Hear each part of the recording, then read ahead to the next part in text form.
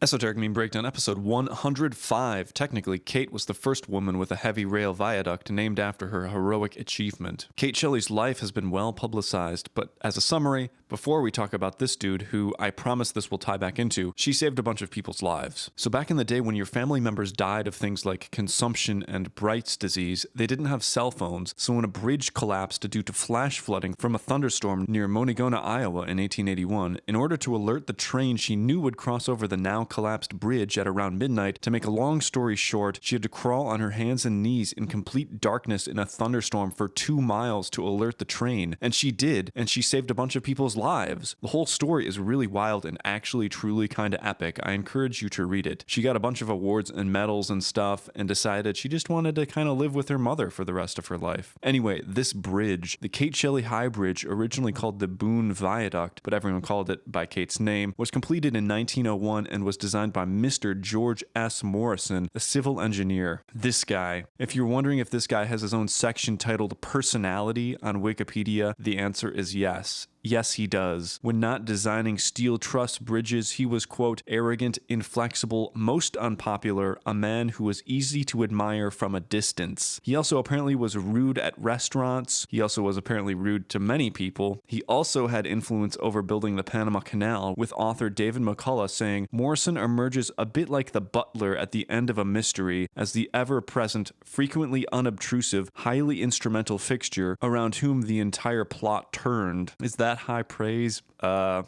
not sure. He never married, which probably does not come as a shock at this point. He also built his own house that, according to guests, was subject to ghastly noises through the night, which was either due to ghosts or his experiments with structural steel inside brick sheeting, which makes noises when there are changes in temperature. George died at age 60 from a complication of disorders which had caused him to be confined to his bed for the last 6 weeks. So who is the real hero, Kate Shelley or George S. Morrison? Keep an open mind, indulge your curiosity, and let me know if you think being an asshole all your life is justified if you build some railroad bridges.